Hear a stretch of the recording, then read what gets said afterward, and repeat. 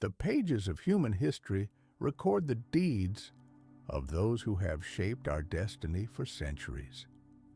We're accustomed to believing that at a certain point, our ancestors leaped from primitive hunters to builders of great civilizations, leaving behind majestic monuments, complex calendars, and enigmatic scripts. All of these artifacts have survived to this day, and we rightfully consider ourselves the descendants of these extraordinary beings. But what if this coherent picture is just the tip of the iceberg?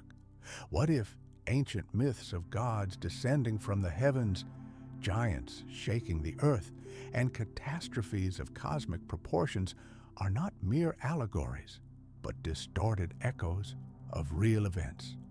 If we dare to delve deeper into these legends, we'll discover a completely different, shocking version of the past, one that could completely upend our understanding of history. This alternative chronicle of events has, for the most part, been deliberately concealed or consigned to oblivion. Welcome to a new episode dedicated to our secret origins. Fast forward to early 1946. The West Bank, a sun-baked desert. A group of Bedouin teenagers tending flocks of sheep and goats near the ancient ruins of Qumran throw stones at the rocky ledges out of boredom. Suddenly, one of the stones falls into a dark opening in the rock, and from the depths comes the loud rattling sound of breaking clay. Anxiety mixed with curiosity, and the latter won out.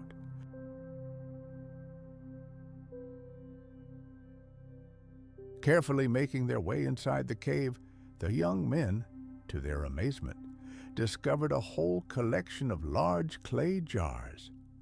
Not realizing the true value of their find, they extracted ancient scrolls, darkened by time, from the vessels. This accidental discovery became a sensation. In the following years, archaeologists, historians, and treasure hunters thoroughly explored the area, discovering 10 more caves containing manuscripts. Eventually, the total number of manuscripts discovered reached almost 1,000. These documents, known as the Dead Sea Scrolls, caused a sensation. But what was most astonishing was not their quantity, but their content. Among them were texts that could change our understanding of the ancient world. These were extensive fragments of mysterious, non-canonical religious writings, long lost and forgotten by humanity. And one of the most significant works was the Book of Enoch. It is divided into 5 main parts: the Book of Watchers, the Book of Proverbs, the Astronomical Book, the Book of Dreams, and the Epistles of Enoch. Each part, comprising a total of 100 chapters, recounts the life of the 7th patriarch, Enoch, the father of Methuselah and the great-grandfather of the biblical Noah. However, the Book of Enoch offers a completely alternative view of the events leading up to the Great Flood. At the center of this narrative are the so-called Watchers, beings who, in later biblical texts, would be known as fallen angels.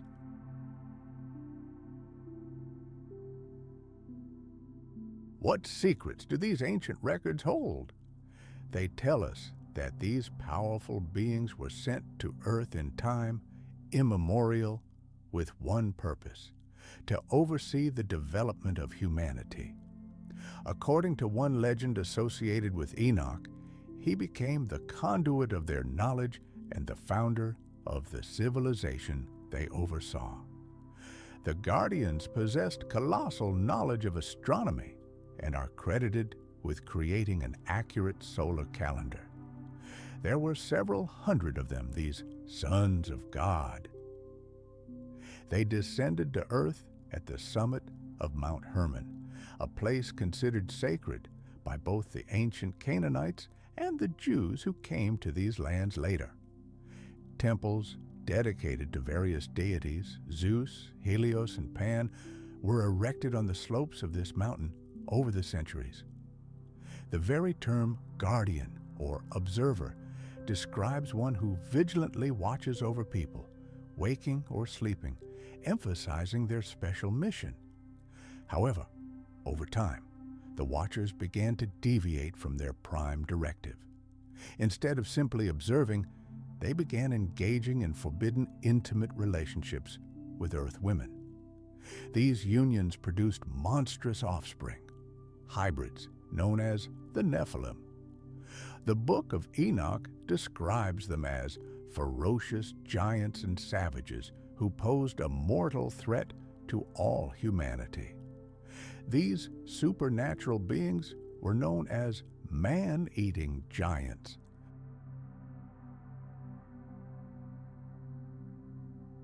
Enraged by this betrayal, the supreme god sentenced the guilty watchers to a terrible punishment.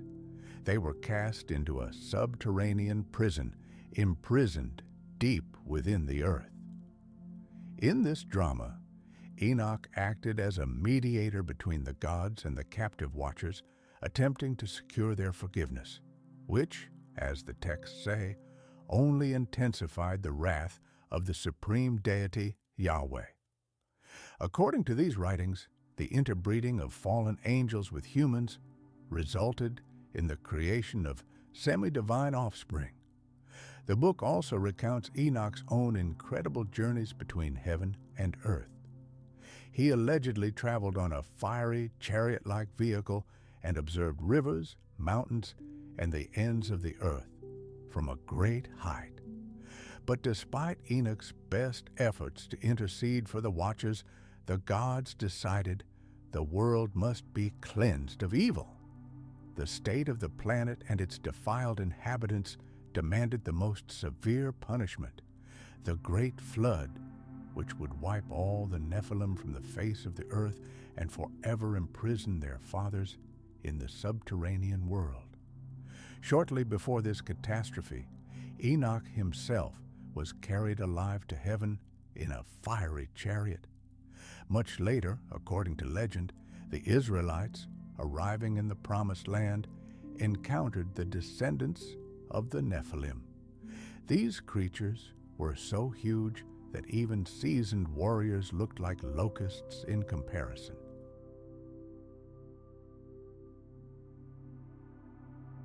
In the modern world, many aspects of the Bible are commonly perceived as allegories, philosophical parables, rather than historical chronicles. Yet, across the globe, there is archaeological evidence of a global flood, the memory of which has been preserved in the myths and legends of dozens of cultures. Many scholars consider the Nephilim pure fiction, citing the lack of direct evidence of their existence. But it's worth considering. Throughout human history, we find countless tales of giants. Could they be based on real events?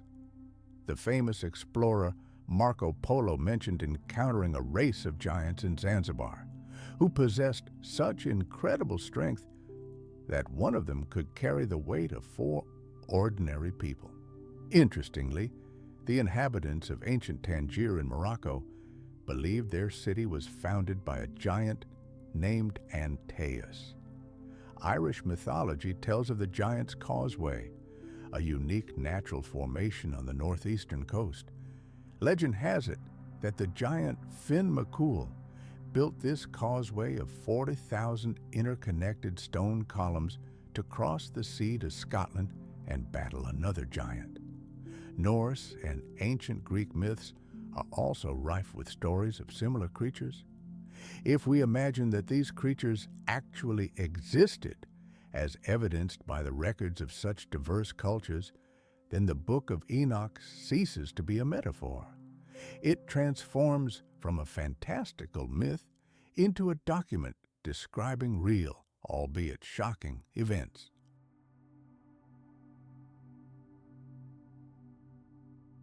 The idea of semi-divine heroes born from the union of gods and mortals becomes much more compelling. The roots of this concept reach deep into antiquity. The ancient Greek poet Pindar described the heroes of the past as a special, intermediate race standing between gods and humans. Some sources even contain vague allusions to genetic experiments to create monsters by crossing different animal species.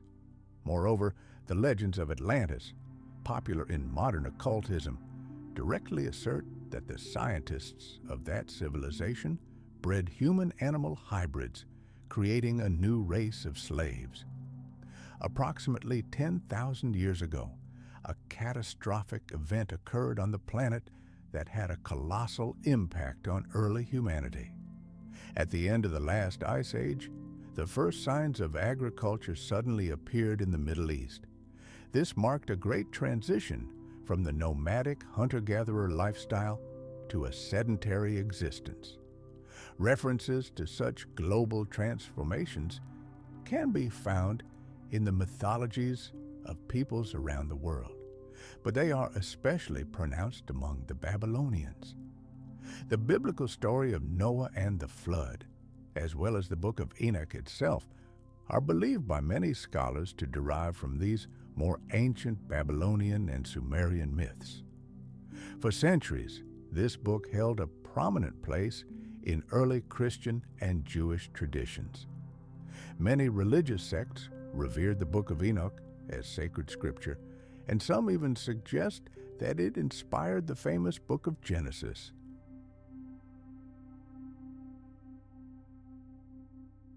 But then a logical question arises. Why wasn't the Book of Enoch included in the official biblical canon? And why does this question seem so insignificant today? To find the answers, we must travel back to the first centuries after the physical death of Christ. At that time, there was no unified Bible consisting of the 39 canonical books of the Old Testament and the 27 books of the New. During that turbulent period, many different gospels and other religious works circulated, reflecting the diverse movements of early Christianity. After the death of Jesus, his followers began to spread rapidly throughout the world. The growing church gradually selected texts for common reading and study, deeming some as divinely inspired and others questionable. To achieve unity of faith, it was necessary to establish an official, unshakable canon. In Dan Brown's popular novel, The Da Vinci Code, this process is depicted as a sinister conspiracy that took place at the First Council of Nicaea in the 4th century. There, Emperor Constantine and other influential church leaders allegedly voluntarily formed an official Christian canon, eliminating all objectionable texts. However, this assertion is not historically accurate. The Council of Nicaea did not censor books or establish a canon of the Bible. Nevertheless, it cannot be denied that high-ranking church members did participate in the selection of texts for the future canon.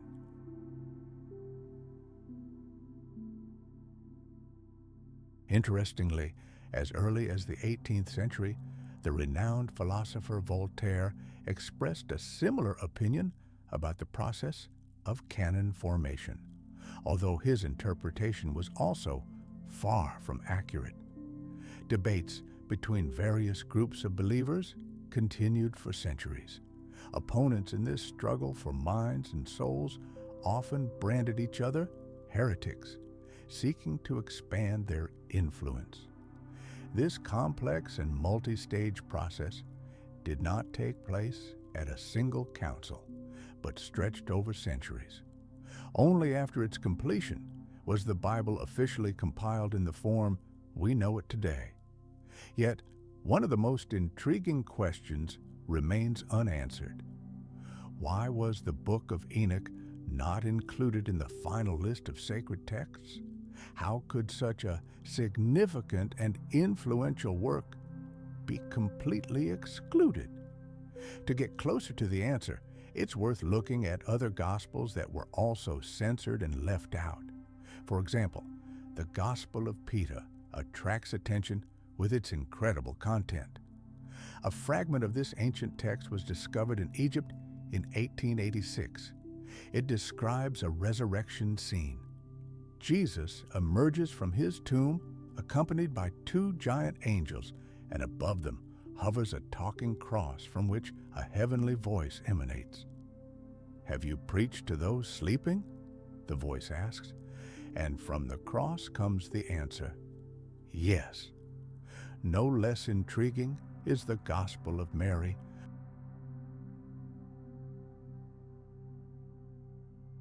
In this text, Mary Magdalene appears not simply as one of Jesus' followers, but also as his closest disciple, his beloved, to whom he confided his innermost secrets. What does this tell us about her true role in nascent Christianity? Imagine this scene. Peter, one of the key disciples, asks a direct question. Why should we, the rest of the disciples, listen to a woman, to Mary? And Matthew replies, "If the Savior himself deemed her worthy, then who are you to reject her? Surely the Savior knew her far more deeply than we do, and his love for her was greater." This dialogue, though erased from the canon and consigned to oblivion, sheds light on hidden pages of history. In this context, it's impossible to ignore the mysterious Book of Enoch, which, despite all attempts to destroy it, has never disappeared without a trace. Behind its incredible, fantastical tales lies something much deeper, something that challenges our conventional understanding of the past. The figure of Enoch himself evokes a strange sense of familiarity, even if we've never seen his name in official sacred texts. The ancient Greeks, for example, were convinced that Enoch and their god of wisdom, Hermes, were one and the same. But who was he really? In ancient legends of long-lost treasures, Enoch is portrayed as a great king of mankind, ruling for 243 years. His wisdom was boundless. The ancient Egyptians believed that the entire world came to him for advice.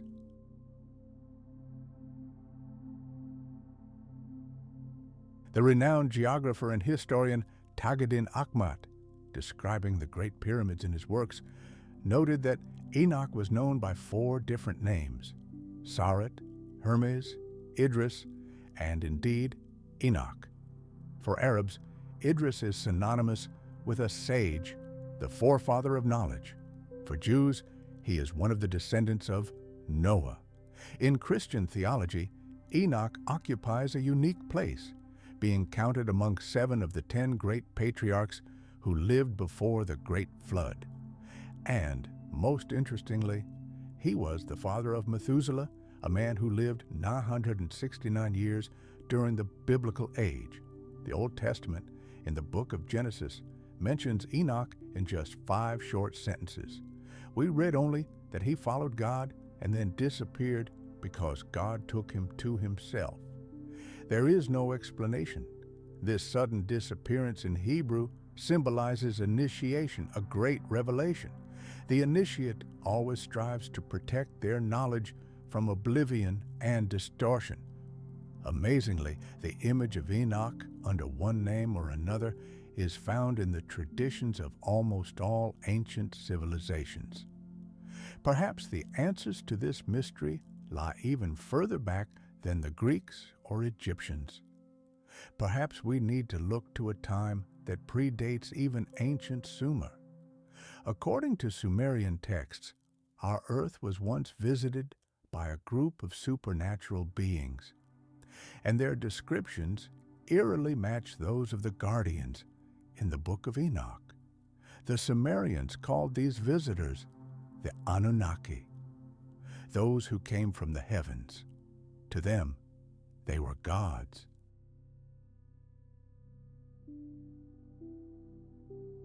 Modern researchers, such as Zecharia Sitchin, have advanced a bold hypothesis.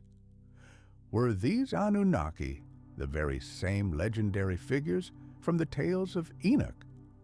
Were they an ancient race of beings not from this planet? The fascinating stories of the Anunnaki tell how they began to interbreed with humans, entering into unions with them. This led to the birth of a new hybrid race known as the Nephilim. What were the consequences of this union? Like the gods in the Book of Enoch, the Anunnaki eventually became enraged by what had become of the earth and unleashed the great flood. This story is familiar to us from many myths, but here it is told from a completely different perspective. What matters is not how it is transmitted, but what it contains. Perhaps the Book of Enoch and all the legends associated with it are simply a later retelling of the ancient Sumerian saga of the Anunnaki, adapted and changed over the centuries. The author of the book himself repeatedly insists on his authorship, as if afraid that future generations will not be able to comprehend the full depth of his message. Let's fast forward to that moment. In the first month of the year 300, on its very first day, I, Enoch, was alone in my house, and at that moment, two men of gigantic stature appeared to me. I had never seen such men on earth. Now let's turn our attention to the agricultural revolution that occurred approximately 10,000 years ago.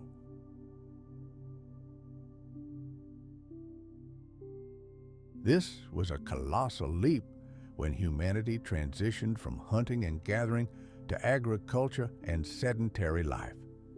Historical records indicate that as early as 950 BCE, in the territory of modern-day Kurdistan, people were cultivating oats, peas, and lentils, and domesticating goats and sheep. Interestingly, the Kurds themselves claimed to be descended from the children of jinn or spirits. Could this be an ancient cultural legacy, a vague memory of the union of the Anunnaki with human women? The ancient Near East, known as the cradle of civilization, gave birth to the first city-states of Mesopotamia. The first peoples of this region, the Sumerians and Akkadians, invented the first written language, were skilled astronomers, and created vast libraries of knowledge.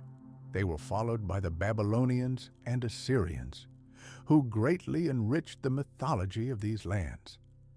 Legends tell of gods descending from the heavens to earth and teaches people the arts and sciences.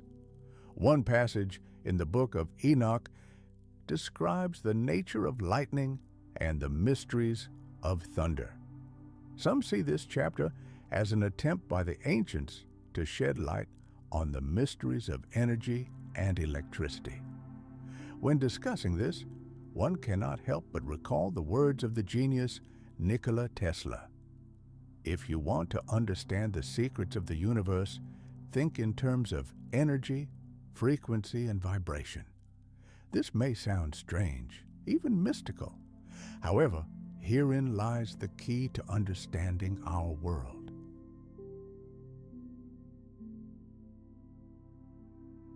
It is astonishing how the legends of the Watchers, the Anunnaki, and the Nephilim have been buried under layers of time.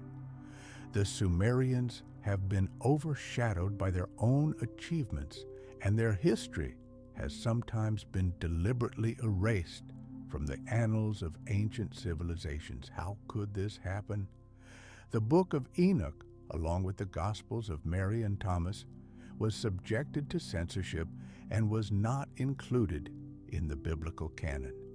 However, if we consider how these texts could have changed our understanding of the past and offered a completely new, long-lost perspective on our true nature, their exclusion from official history no longer seems so surprising.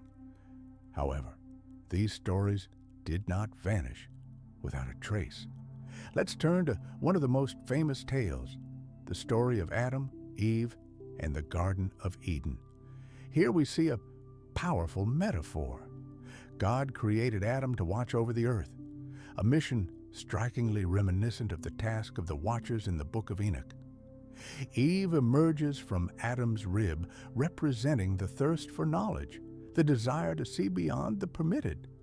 In the Garden of Eden, they had access to everything except the fruit of the tree of knowledge. And of course, they ate the forbidden fruit.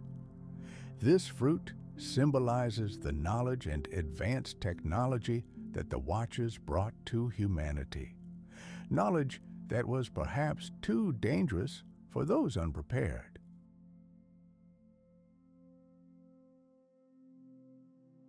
When the two tasted the fruit from the tree of knowledge of good and evil, they saw each other in a completely new light. Their first revelation was the awareness of their own nakedness. Rushing to cover their bodies, they encountered the powerful serpentine force, or kundalini, an energy that, according to many teachings, can be awakened through sexual intercourse.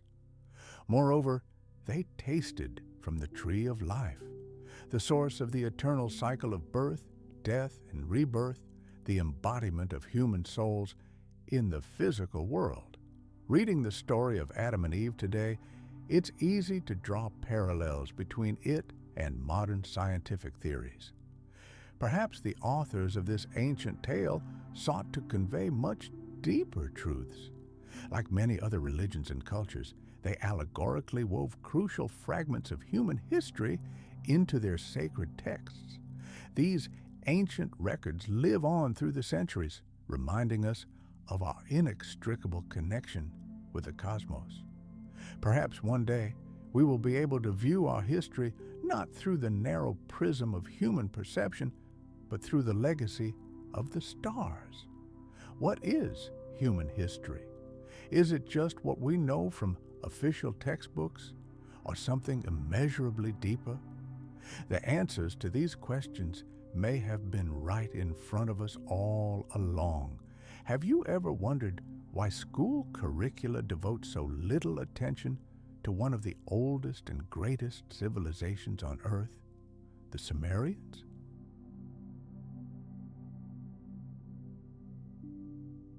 Did you know that they developed the lunar calendar, invented glass, and built sailboats? They were the first society to dig canals, map their cities, and use cosmetics and jewelry long before the Egyptians. Moreover, the Sumerians brewed beer using over 500 different recipes, which speaks to their incredibly advanced culture. It is believed that it was in their language that thoughts were first recorded in writing. For their time, this civilization was phenomenally progressive. Let's take a closer look at its achievements. After all, by studying the past, we are better prepared for the future. Nevertheless, historians and archaeologists still debate which civilization was the first on the planet and what our true history is. Some researchers suggest that humanity was created by gods known as the Anunnaki. Remarkably, the Sumerians were brilliant inventors, yet we know of them primarily through the prism of mythology. If we paid more attention to their written sources, we might discover a completely different version of our origins. In 1949, British archaeologists discovered 14 clay tablets in Sumer, now considered the oldest written documents in human history. These inscriptions date back to the 20th century BCE. The texts on these tablets are strikingly reminiscent of the myths of other known civilizations. However, there is one astonishing detail. They mention the progenitor of all creation, a supreme ruler.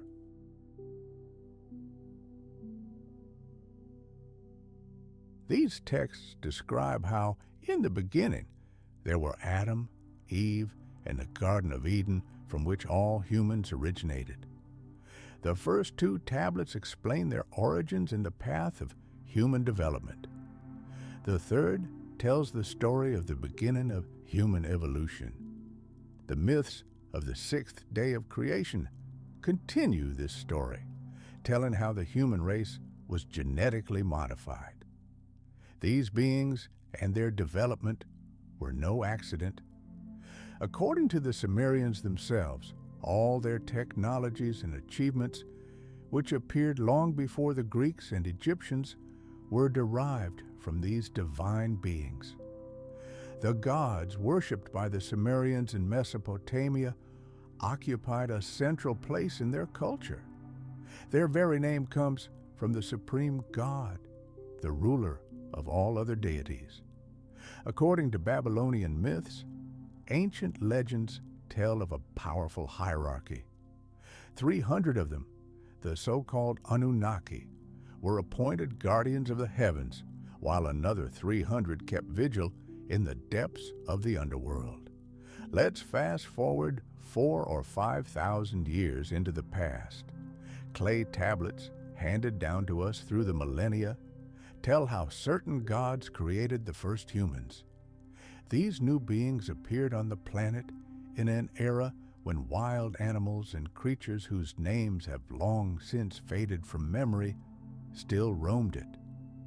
The name of these creators, Anunnaki, is itself a clue.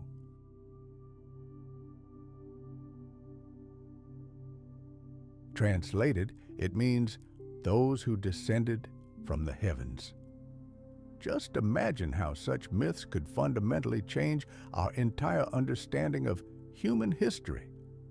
According to these tales, their homeworld is the distant and mysterious planet Nibiru. It moves in an incredibly eccentric orbit, completing one revolution around our sun only once every 3,600 Earth years. Imagine a gigantic sphere, significantly larger than our Earth.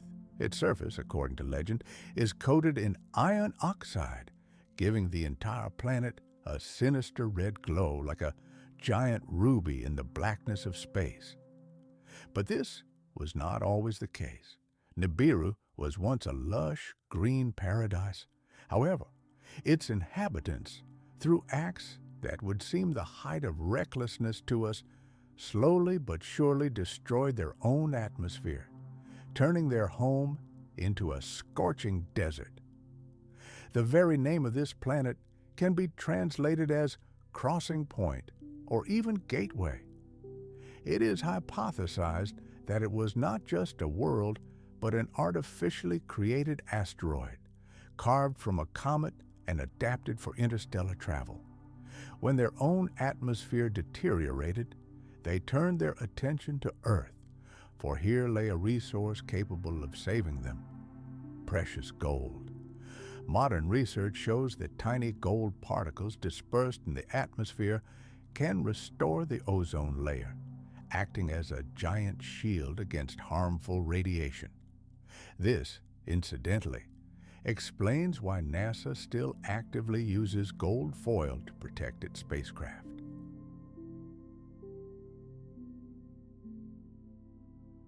And then, in 2008, in the middle of the Iraqi desert, an incredible discovery was made in a cave.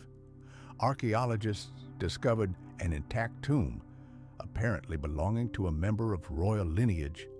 It was filled to the brim with treasures of pure gold. At the very center of this splendor stood a black stone sarcophagus, inscribed with Sumerian cuneiform. When the scientists laboriously opened it, something unimaginable was revealed.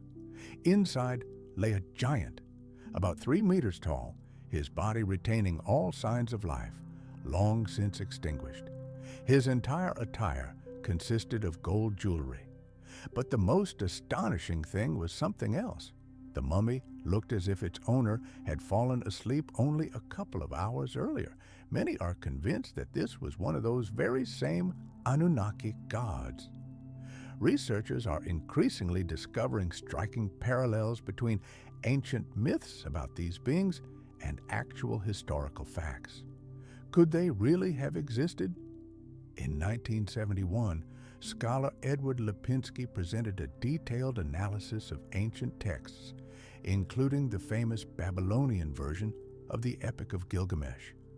These documents contain key details that shed light on the actual location of the Anunnaki sanctuary from the perspective of the cosmology and worldview of the people of the ancient East. Lipinski demonstrated that the ancient Babylonian version of the epic directly points to Mount Hermon in modern-day Lebanon as the abode of these gods.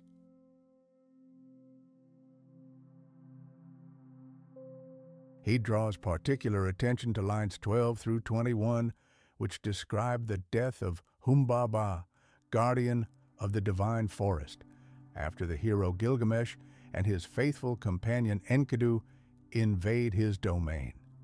Of course, later mythologies offer other versions of the location of the Anunnaki's home. As we can see, this topic continues to captivate researchers, remaining incredibly relevant. Lipinski insists that the most ancient texts of Mesopotamia and neighboring Canaan point to the southern forest at the foot of Mount Hermon. Traces of an even more archaic culture can be found here, which believed that this mountain was the home of the gods, and the entrance to their domain was guarded by the mighty Humbaba in the sacred cedar forest. Thus, according to the ancient Babylonian interpretation, the Anunnaki lived on a mountain that today lies in Lebanon. This peak was likely part of the southern anti-Lebanon mountain range and served as the true home of the pantheon of gods.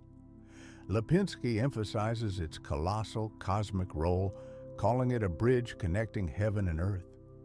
Moreover, the apocryphal Book of Enoch mentions that the sons of God, heavenly beings, gathered at the summit of Mount Hermon, revered as the mountain of the gods.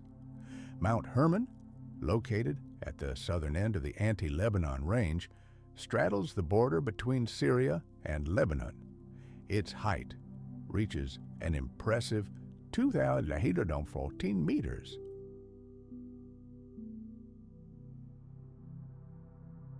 The ruins of numerous ancient altars and temples remain on its slopes, some of which were still in use during the time of Emperor Constantine the Great. It is believed that the Anunnaki arrived here and lived for millennia, establishing the gold mining station of Eridu, their first base on Earth, located in the Persian Gulf under the rule of the god Enki. Remarkably, another race of beings, known as the Igigi, also arrived on Earth with the Anunnaki. These beings were destined for the unenviable role of slaves, forced to mine gold for their masters. Their tragic story is reflected in Babylonian tablets dating back to the 10th century BCE. They describe humanoid gods who bore the brunt of the slave labor. The productivity of these slave gods was incredibly high. But after centuries of grueling labor, the great Anunnaki delegated all the work to the Igigi. At some point, their patience ran out, and the Igigi rebelled against their oppressors, hoping to win freedom by force. This attempt proved truly disastrous. Almost the entire race was exterminated during the brutal suppression of the rebellion. After this, the Anunnaki found themselves without a labor force and were forced to seek new solutions. Anu, the supreme ruler of the Anunnaki, ordered his son Enki to create a genetically modified race of slaves, intelligent enough to perform complex technological work, yet completely obedient. After numerous experiments, they succeeded in creating the perfect worker.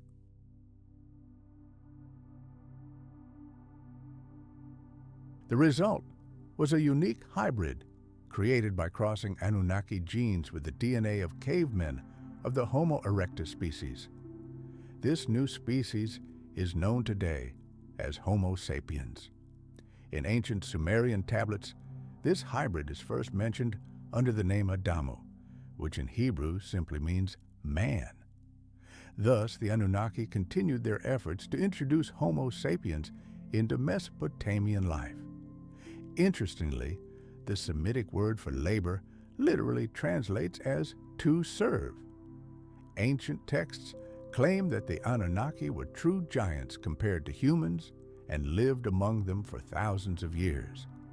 Their existence was subordinated to service, in the process of which they passed on to people many social and technological skills. However, over time, the population of Homo sapiens began to decline, and reproduction became necessary for the species to survive. This led to overcrowding and may have been the basis for the myth of the Garden of Eden, in which humans claim to have been created solely to serve higher beings. In the Bible, for example, the Nephilim are described as fallen creatures, the result of unions between the sons of God and the daughters of men.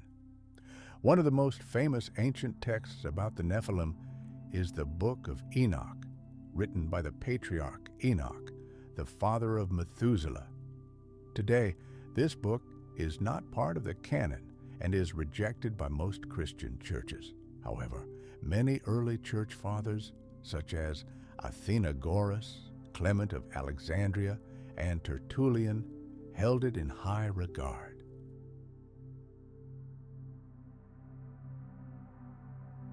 Interestingly, some ancient texts, which could be considered prototypes of the Bible, describe events from a far more scientific perspective than myths.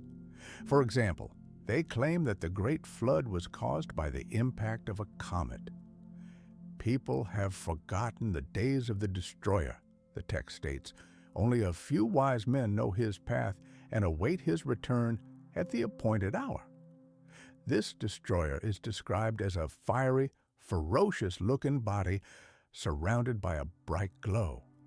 The ancient tablets tell of a catastrophic past event, the approach of the planet Nibiru to Earth. Giant black spots began to appear on the surface of the sun, the Earth's magnetic field weakened, and the polar ice caps began to rapidly melt. This event went down in history as the Great Flood.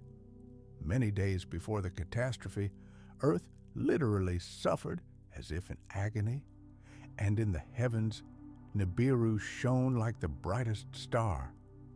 The Anunnaki rulers likely knew of this cyclical event and the coming cataclysm.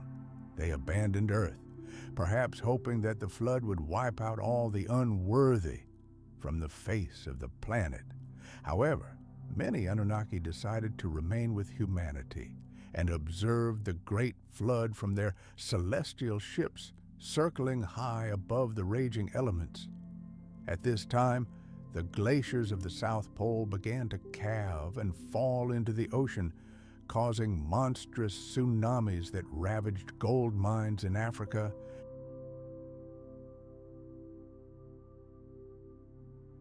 The waters rose until they inundated the city of the gods, one of the Anunnaki's first settlements, which today may rest at the bottom of the Persian Gulf.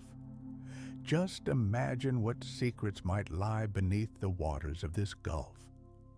Seeing the approach of imminent catastrophe, the god Enki became concerned about the fate of his creations, humans. He secretly commanded a select few to build ships to escape the flood. Among these chosen ones was the biblical Noah and his family. Soon, a monstrous storm with torrential rains erupted. The waves raged non-stop for 7 days and 7 nights before they began to subside. However, the rains continued for another 40 days, and the story of this great flood was recorded in virtually all ancient civilizations. When the Anunnaki left Earth, they left behind a vast legacy. Their structures were erected in strict alignment with the stars, and these traces are scattered across the planet. Mesopotamia, India, and South America are just a few of the places where echoes of their presence can be found. The Anunnaki's final gift to humanity was the Sumerian civilization. According to researcher Zecharia Sitchin, the Anunnaki's mass exodus from Earth occurred approximately 6,000 years ago. Before leaving forever, they decided to give humanity one final boost. This partly explains the sudden emergence of the Sumerian civilization, astonishingly advanced and intellectual for its time.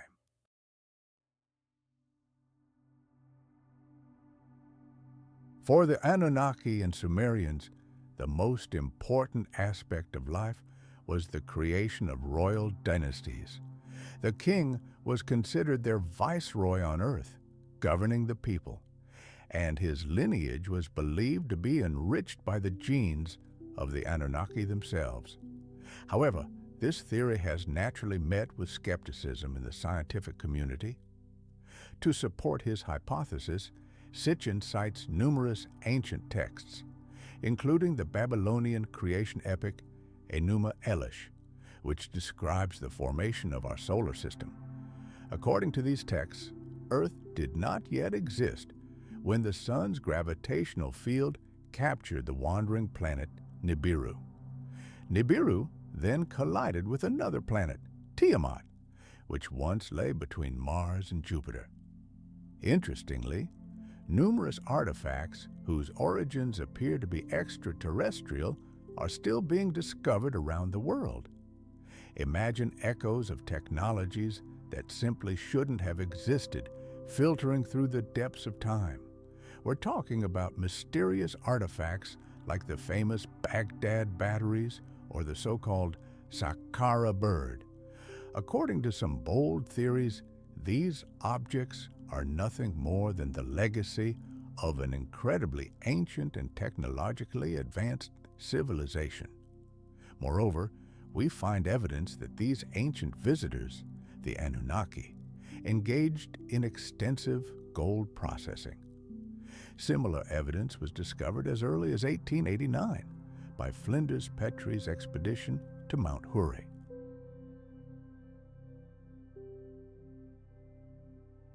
There, they found plates detailing, like instructions, the construction of Anunnaki spaceships, clearly demonstrating their advanced technological development. Excavations in ancient Mesopotamian cities seem to only add fuel to the fire of this theory of extraterrestrial influence at the dawn of humanity. Just imagine, in the ruins of Nineveh, in the legendary library of King Ashurbanipal, archaeologists have unearthed nearly 400 clay tablets that survived the ravages of history, and what they contained is staggering. Detailed accounts of the Anunnaki's activities. These ancient cuneiform texts pinpoint the precise locations of genetic laboratories in Central and East Africa, and even describe the periods of their active operation. And most astonishingly, these regions, as if by design, were home to the richest gold mines. But one tablet, estimated to be over 100,000 years old, is a real sensation. It depicts our solar system exactly as we know it today. This raises the key question: how could people who were believed to be just mastering agriculture and inventing the wheel have acquired such precise knowledge of distant planets? This cuneiform map of the starry sky was created 5 millennia before humanity even realized that Earth and the other planets revolve around the sun. Speaking of telescopes, the first official patent for a device capable of magnifying distant objects was filed only in 1608 by a Dutch eyeglass manufacturer. But was he really the first?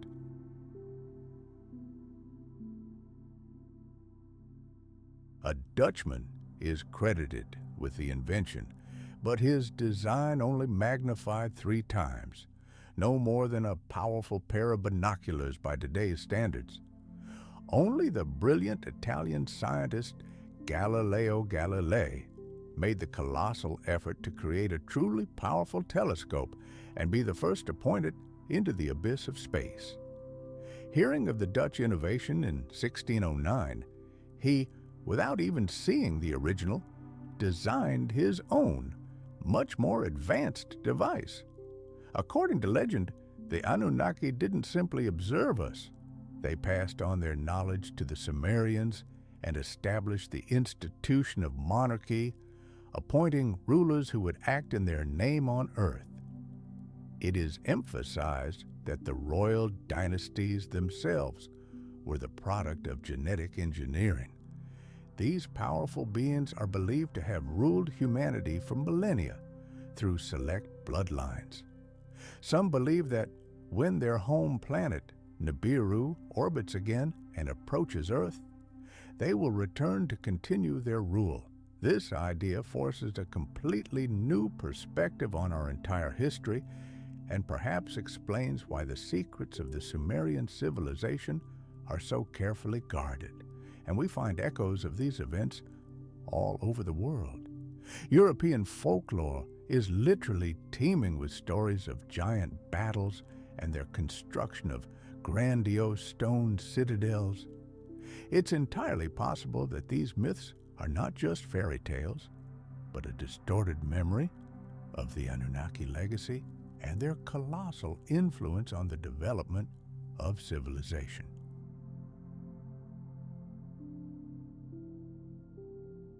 Legends of giants, like an invisible thread, permeate the cultures of the most diverse peoples and eras.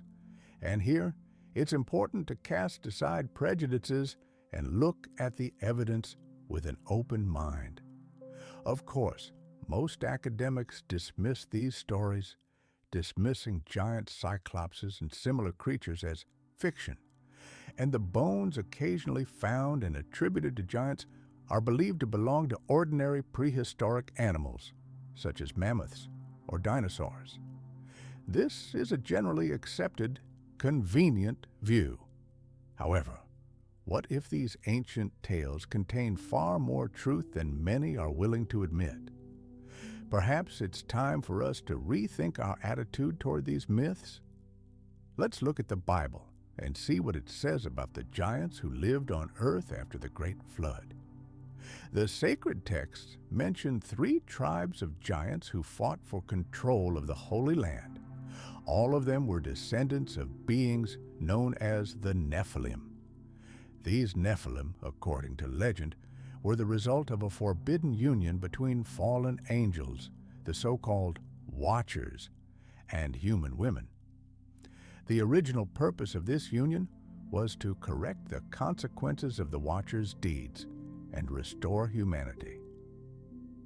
However, some of the Nephilim descendants survived and continued their lineage. One such tribe was the Amalekites, who originated in southern Arabia before migrating to the lands of modern-day Israel. Their historical role and power suggest that pure Nephilim DNA may have been preserved in their genes.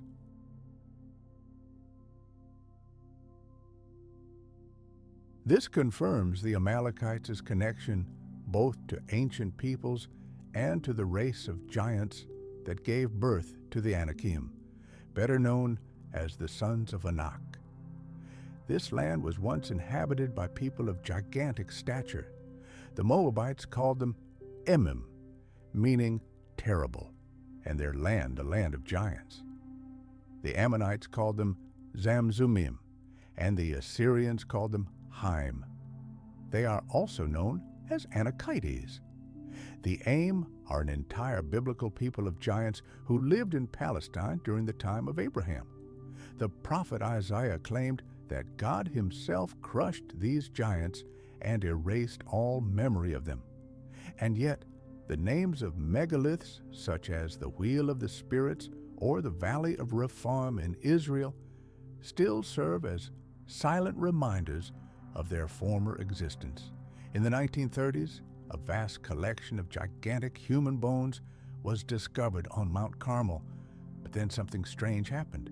These finds vanished without a trace, and public attention was hastily shifted to the new discoveries of Neanderthal bones.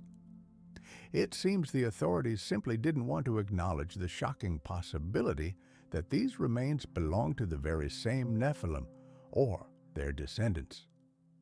The Bible mentions 22 giants by name, including Arba, Ok, Belisad, Orgius, and the famous Gog and Magog.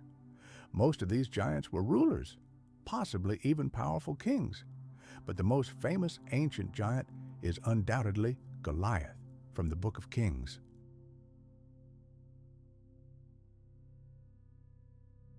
Chapter 17 tells the story of a giant warrior named Goliath from the city of Gath, who marched out from the Philistine camp.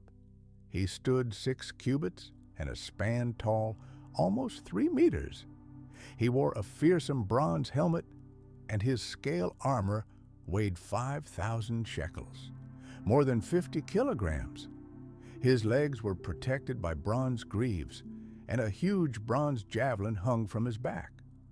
Today, the story of David and Goliath is considered by many to be a children's fairy tale, but it was once considered incontrovertible historical fact.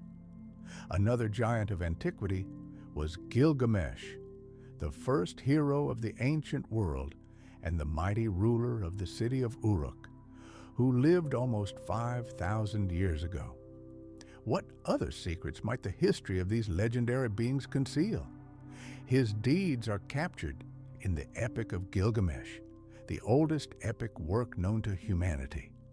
Interestingly, it contains a myth of a great flood that is strikingly similar to the biblical one. Gilgamesh, the son of the goddess Ninsun and the priest king Lugalbanda, reigned for 126 years and possessed truly supernatural powers. In the epic, he is described as a man of colossal stature, towering over all other kings like a tower. On ancient clay tablets, we see his image, an unusually tall man, easily holding a full-grown lion in his hand as if it were a domestic kitten. Based on the proportions of the image, Gilgamesh himself must have been about 5 meters tall.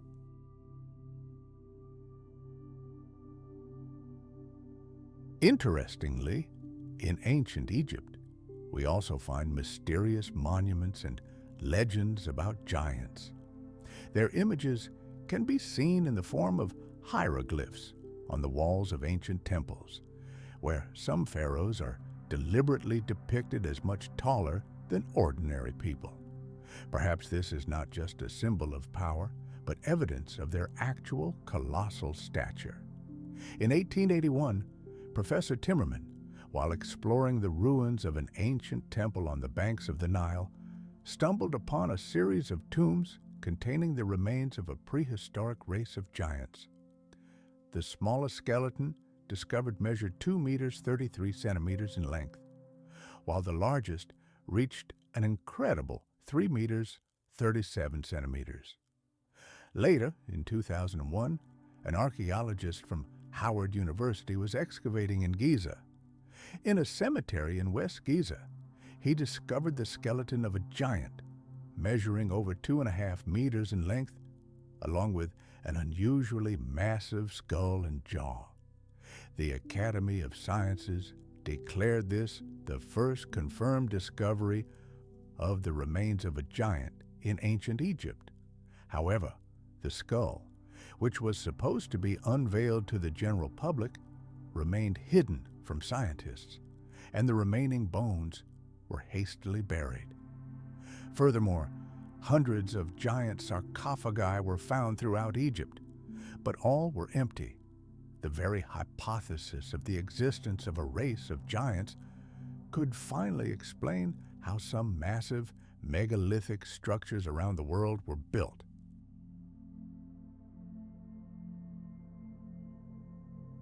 After all, there's still no clear explanation for how ancient people could have moved multi-ton blocks. One of the most striking examples is the Southern Stone in Baalbek, Lebanon. It weighs an incredible 1,042 tons.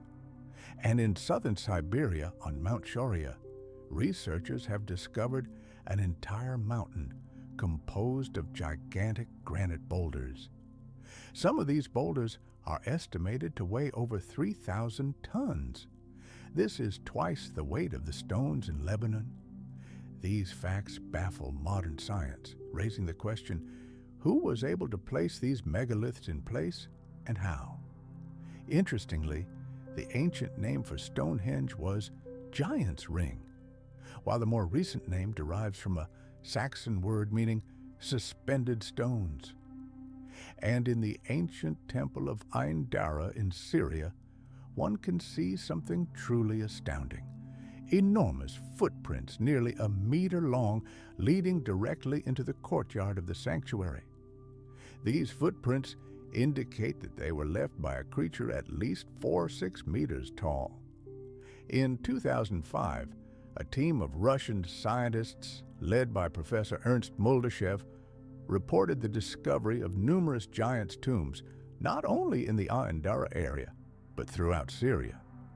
However, various political and ideological obstacles prevented full-scale excavations. Giants are prominent in virtually every mythology around the world, from Celtic to Japanese.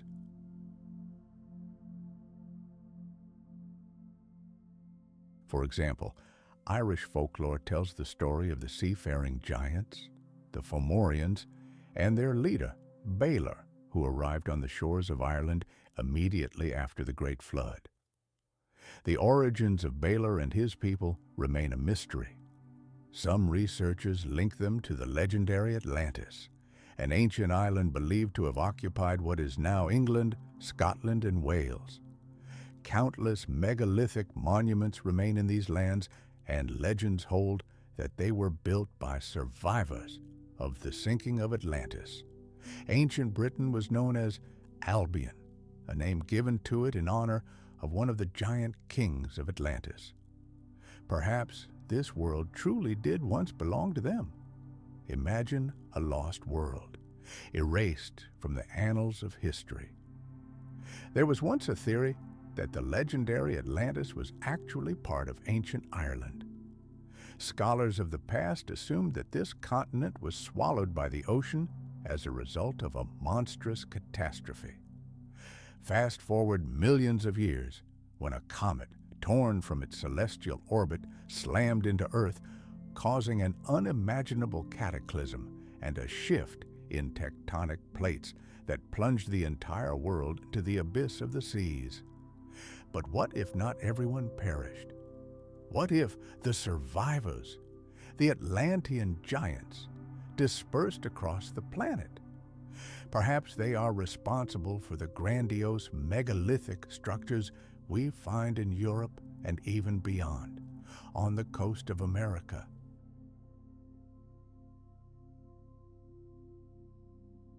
During the Age of Discovery, when European ships first touched down on the shores of the New World, they were met with astonishing encounters. 3 courageous Spanish captains, along with the famous Sir Francis Drake and Captain John Smith, encountered tribes whose height significantly exceeded that of the typical natives.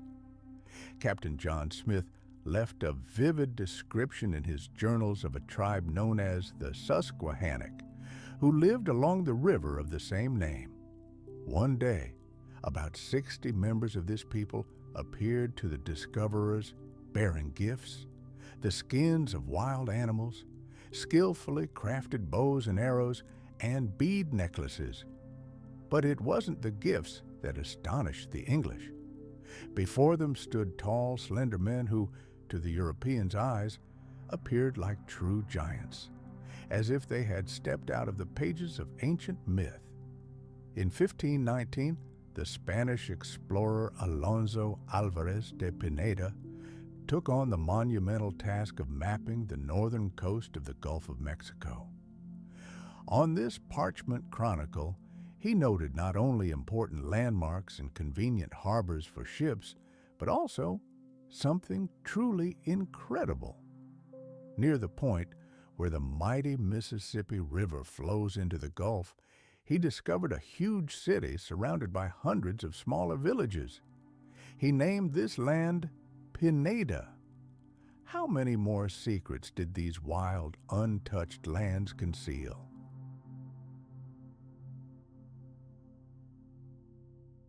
In his reports, De Pineda described the tribes along the Great River as two races, a race of giants whose height reached 10 or even 11 palm trees, and a race of pygmies who were no taller than 5 or 6 palm trees.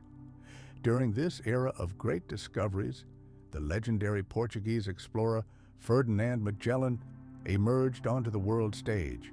From 1519 to 1522, he led his most famous expedition, a desperate attempt to find a western route to the Spice Islands, the Maluku Islands in the East Indies, which held the key to untold riches. This perilous voyage went down in history as the first successful circumnavigation of the globe. He commanded a flotilla of 5 ships, and when they reached the southernmost tip of the American continent, in the harsh and wild Patagonia, a sight met their eyes that shook them to the core. In the logbook of Antonio Pigafetta, the official chronicler of Magellan's expedition, we find the following astonishing lines. Leaving this place, we reached the 49th degree of south latitude. As winter had set in, our ships found shelter in a safe harbor. We spent 2 long months here without seeing a soul, until one day, something completely unimaginable happened. One day, we spotted a completely naked giant on the shore. He was performing some kind of wild dance and throwing sand on his head. This creature was magnificently built and so tall that the tallest of our sailors barely reached his waist. Magellan named these people Patagonians.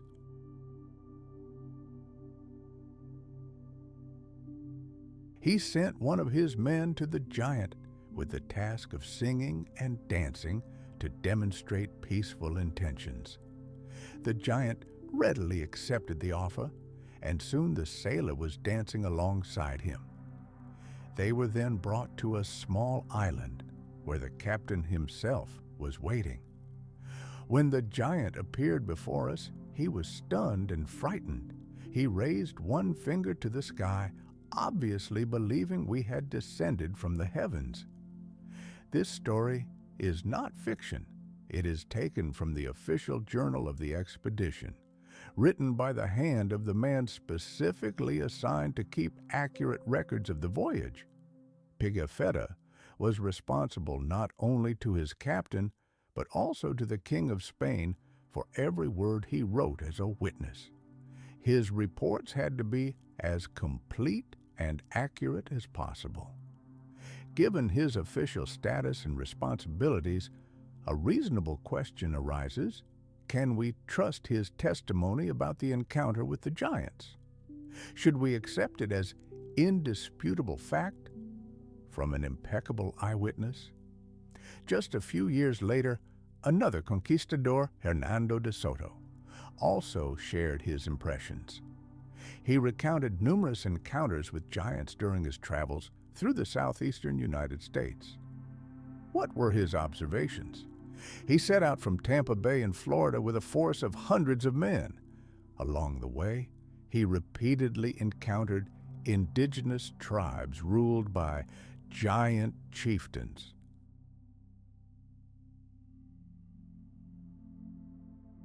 Among them, a tribe in western Alabama stood out, led by a chieftain named Tuscaloosa, a mighty giant who towered over all his fellow tribesmen. Conquistador Francisco Coronado also described his encounter with this chieftain and other giant natives. And while searching for the mythical golden city of El Dorado, the famous Hernan Cortés is also rumored to have encountered entire tribes of giants. This was echoed in the writings of Bernal Diaz del Castillo, a soldier who served under him during the brutal Spanish conquest of Mexico. In his detailed chronicles of the conquest and fall of the Aztec Empire, Castillo mentions a mysterious race of giants that, according to Native American legends, once inhabited these lands. The indigenous people passed down stories of incredibly tall men and women with massive bones who once lived among them.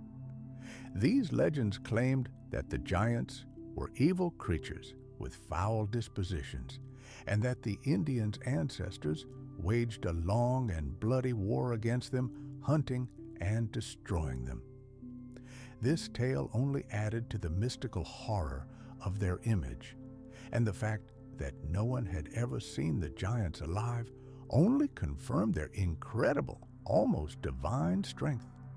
To prove their point, the indigenous people brought the conquistadors stunning evidence: a giant's femur, the size of a whole man. This made a colossal impression on the battle-hardened Spaniards. In their eyes, it was irrefutable evidence, direct proof that Titans had once roamed their land.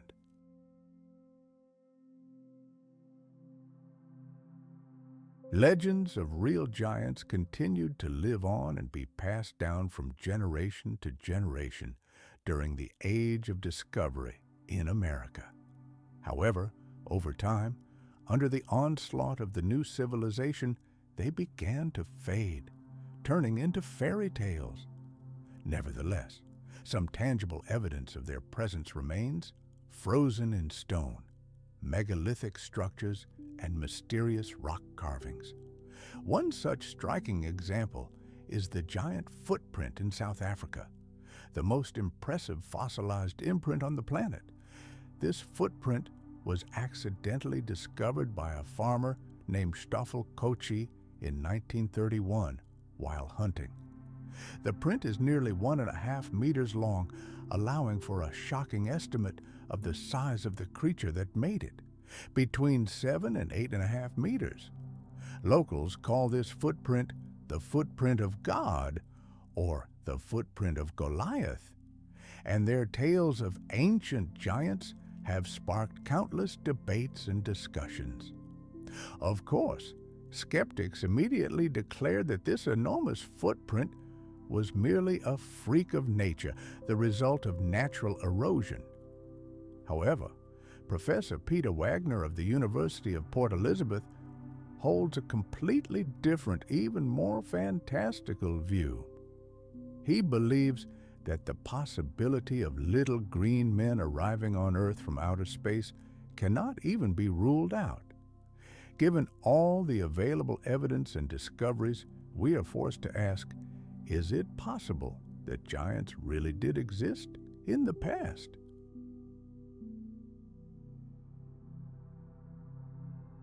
In the 19th and early 20th centuries, American newspapers were regularly filled with reports of discoveries of ancient giant skeletons. Sensational headlines about skulls of unusual sizes and shapes, discovered, for example, in the Red River valleys, were common. But today, such reports have completely disappeared from the media. If a giant skeleton is discovered somewhere, information about it is usually immediately classified as top secret. Perhaps somewhere in the most remote corner of our planet, this mysterious species still exists, hiding from prying human eyes. However, it would be impossible to conclude this story without mentioning the most famous and disturbing encounter with giants, which is rumored to have occurred in 2002. This event remains classified by the United States government and was only revealed to the public thanks to a popular radio show. It all happened in the scorching deserts of Afghanistan. There, during a combat mission, a detachment of American soldiers disappeared without a trace. An elite special forces team was immediately dispatched to search for them. Upon arrival, the soldiers discovered the entrance to a huge cave. The ruined remains of American military equipment lay scattered around it, and the ground was soaked with blood. As the detachment prepared to enter the cave to search for their missing comrades, they were suddenly attacked from the darkness by a monster.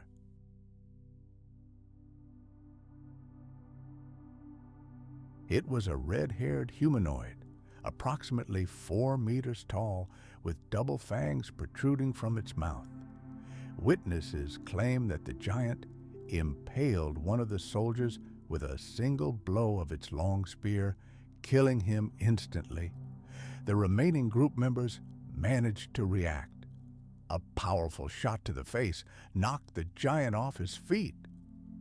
30 seconds after the creature collapsed, the task force entered the cave and came across a horrifying scene: human bones scattered everywhere. Upon receiving a report of the incident, military command suspected the creature might be a cannibal. The giant's body was immediately captured and flown by a transport plane to a secret location in the United States for further examination. Experts estimate the creature's weight at approximately 500 kilograms. The giant, dressed in animal skins, was dead. If this creature truly existed and hid in Afghan caves for many years, undetected, is it possible it wasn't the last of its kind on the planet? Is there evidence that giants might still live among us? Some claim that colossal skeletons still lie deep within the Earth's depths, awaiting discovery. Others dismiss these stories as mere myths and legends. Nevertheless, it's safe to say that the subject of giants is a topic of intense interest and demands the most in-depth study. Debates about the origin and purpose of these prehistoric remains continue, attracting the attention of researchers from around the world.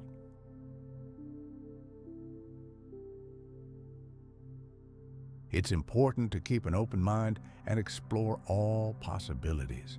Particularly intriguing in this context are the finds on the walls of the Temple of Hathor, located between Luxor and Aswan in Upper Egypt. This temple was built between 237 and 57 BCE. Scientists believe the texts on its walls are mere fragments of a vast body of knowledge explaining the very beginning of the cosmos. Professor Raymond of the University of Manchester argues that these texts contain hidden references and encrypted messages about mythical events associated with the cornerstone of the universe. The construction and functioning of this historic temple also date back to a mythical time. The temple was considered a creation of the gods, suggesting a direct connection to another mythical temple that existed from the very beginning of time. Interestingly, the phrase "from the beginning of time" may refer to the first era, known to the ancient Egyptians as Zep-Tepi, the first time, an era when, according to legend, the gods ruled the earth. And it was during this era that a certain sage recorded their words. Imagine the ancient chronicles, collected in a work entitled Description of the Mountains of Ancient Times. These texts detail the arrangement of sacred peaks along the Great Nile River. The oldest hieroglyphs on temple walls tell us of a mysterious group of 7 sages, the only beings of divine origin granted the knowledge of how to build temples and sacred cities.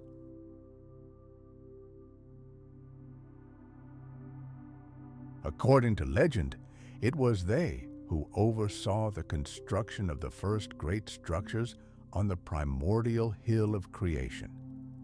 Many researchers today draw a direct parallel between this mythical hill and the rocky plateau on which the Great Pyramids of Giza stand. Heliopolis also deserves attention. According to ancient belief, this was the location of the sacred peak from which the world witnessed its first sunrise.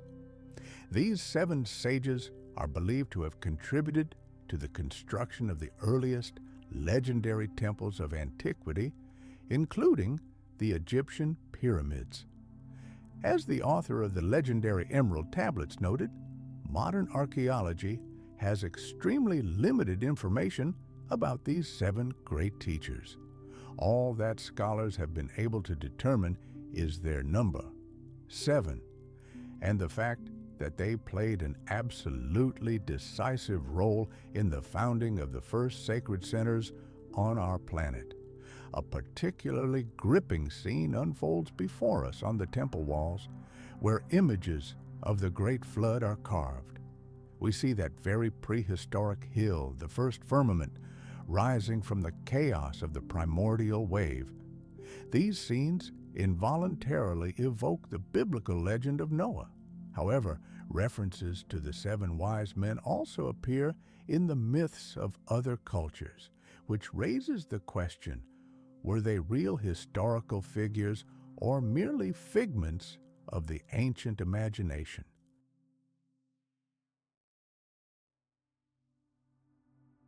There is an entire school of thought that views these 7 wise men as messengers who brought knowledge to the survivors of a global catastrophe. At the same time, legends of a great flood are found throughout the world, creating a striking paradox.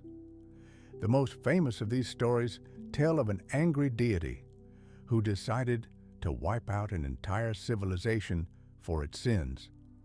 The prophet Moses left us one of the most famous accounts of these events, recounted in the first book of the Old Testament. And whenever a chosen one appears in these myths, whether a single person or a pair destined to survive, the legend serves as a dire warning of impending disaster.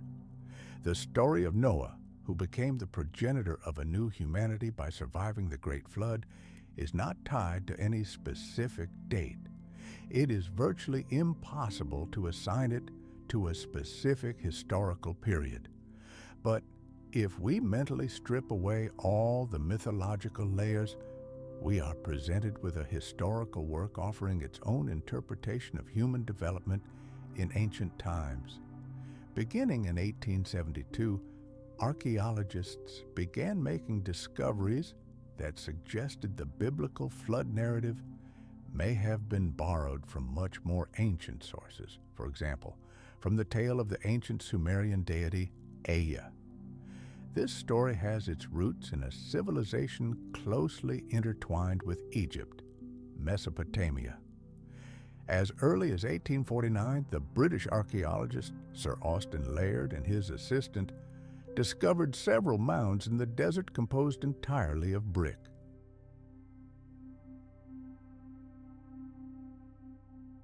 This discovery spurred them to continue excavations, and by September of that year, an incredible haul awaited them, nearly 25,000 clay tablets inscribed with cuneiform. These tablets contained an entire library of the ancient world, religious hymns, and scientific treatises on philosophy, astronomy, and mathematics. They also mentioned entire dynasties of kings who ruled this land before and after the Great Flood. However, the most stunning discovery among these thousands of fragments was the Epic of Gilgamesh, the greatest literary work of Mesopotamia. This epic tells the story of the legendary Sumerian hero who, being 2/3 god and 1/3 human, dared to defy fate and demand immortality on par with the gods. German Assyriology professor Theodor Quasman of the University of Cologne managed to find the very first line of this great work. The red clay tablet depicting Gilgamesh was found in the basement of the British Museum in London. This hero was known for having discovered the source of life and for displaying incredible wisdom in all his actions. The Epic of Gilgamesh has come down to us only by chance. The conquerors of Mesopotamia simply didn't consider cuneiform to be a true form of writing. These tablets, some 200 of them, contained a story that strikingly echoed biblical texts, despite having been created thousands of years before them. The archaeologists who made this discovery didn't even realize its true scope at first.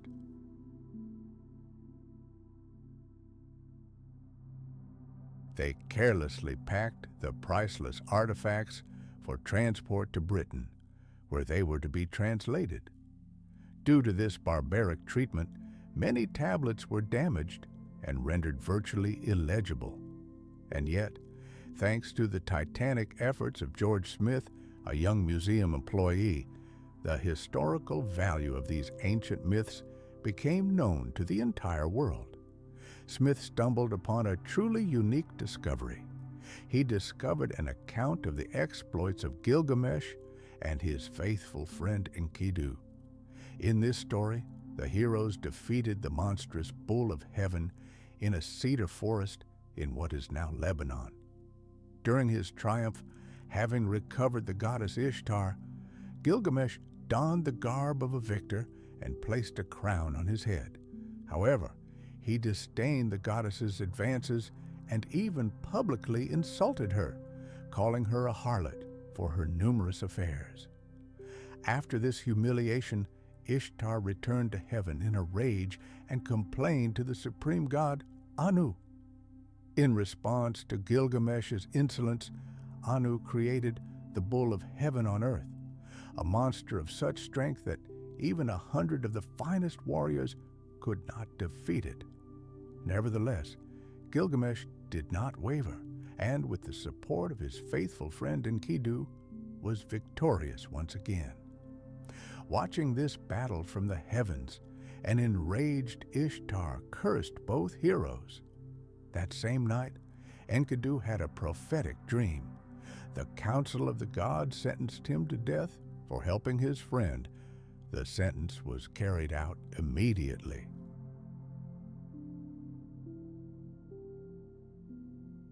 He died of a mysterious, incurable disease. Gilgamesh mourned his friend bitterly, but the thought of his own imminent death filled him with chilling dread. In this moment of despair, he remembered his distant ancestor, granted immortality by the gods, and set out to find Utnapishtim. But it was here that the tablet story ended. Smith realized that the continuation of the great epic was hidden somewhere among thousands of other fragments. He had only managed to find fragments of inscriptions. The story of the immortal Utnapishtim was only partially known. The clay tablets containing the finale of this grand saga were buried somewhere in the ruins of the palace in Nineveh, holding many secrets that had yet to be revealed. Smith found himself in a very difficult situation.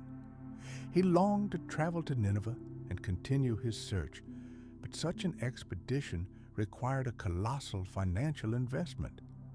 Finding such funds was practically impossible for a mere museum employee. Moreover, he found it extremely difficult to find allies willing to help him search for clay tablets that could prove that the Bible was not the only or even the most ancient source of knowledge about humanity's past. However, fortune smiled on him. A London philanthropist donated about £1,000, approximately 40,000 euros in today's dollars, to his project.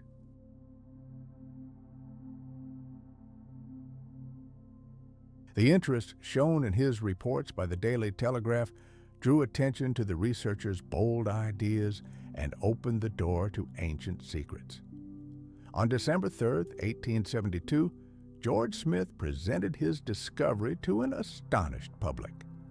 However, members of the London Society of Biblical Archaeology did not share his enthusiasm and lashed out with harsh criticism. Nevertheless, this did not dampen the young researcher's ardor. In early 1873, his small team set out for Nineveh, and immediately upon arrival, Smith threw himself into excavations. His tenacity was astonishing. Among the ruins and debris, he discovered 384 fragments of clay tablets containing the missing chapters of Utnapishtim's story. These finds revealed that long before the Great Flood, the city of Shuruppak stood on the Euphrates River. When the gods, at their council, decided to destroy all life on earth, the god Ea, who was present, chose a man named Utnapishtim as his chosen one and secretly warned him of the impending catastrophe. The man from Shuruppak gave up all his riches and built a gigantic ship to save himself, carrying on board the seeds of every plant and pairs of every living creature. Every calculation in the construction of this ark was meticulously planned. This discovery fully confirmed Smith's hypothesis that humanity had faced similar trials in the past. Mesopotamian legends were replete with incredible detail and contained far more information than the Old Testament.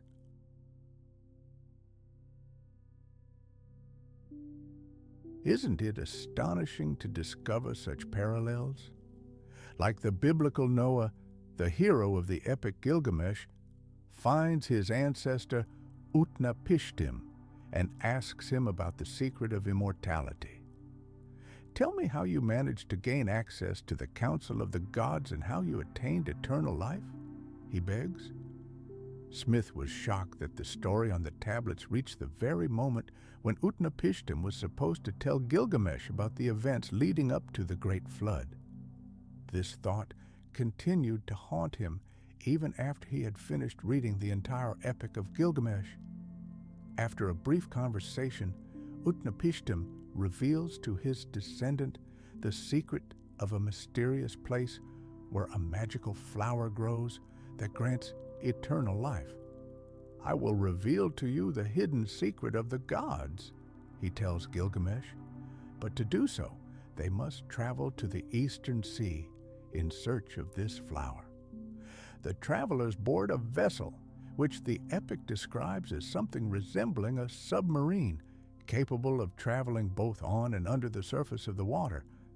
After several days, they reach their destination and find the place described in the legend. Now they must solve the final riddle, hidden on the seabed.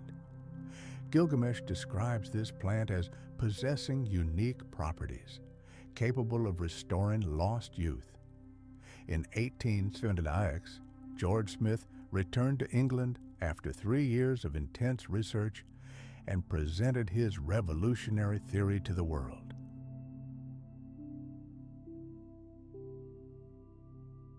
He claimed that the biblical Noah and the Sumerian Utnapishtim were the same historical figure who witnessed and suffered a monstrous natural disaster. Tragically, George Smith died at the age of just 36, not living to see his theory gain universal acceptance. However, his ideas lived on. In August 1928, Sir Charles Leonard Woolley received geological confirmation of Smith's concept, and Dr. William Ryan of the Lamont Doherty Earth Observatory, after years of research using 20th century technology, established that after a sharp warming in the northern hemisphere, global sea levels rose due to melting glaciers. The water rose so high that it eventually broke through the land bridge between Europe and Asia Minor, forming today's Bosphorus Strait. Moreover, he suggested, let's travel back in time to a time when the world's geography as we know it looked completely different. Imagine, where today's Black Sea is, there once was a vast freshwater lake. Its shores were home to ancient settlements, where life flowed peacefully and calmly. But around 9,000 years ago, everything changed. The mighty waters of the Mediterranean, like a burst dam, began their inexorable journey pouring into this tranquil lake. The scars left by this catastrophe can still be found on the seabed today. This wasn't just a torrent. It was an elemental force embodied in water. The power of this gigantic waterfall was 200 times more devastating than the famous Niagara Falls.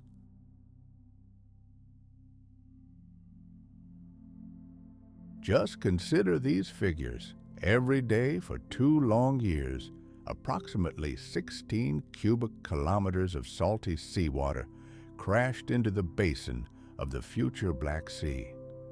The lake's level rose at a monstrous rate, almost 1.5 meters per day.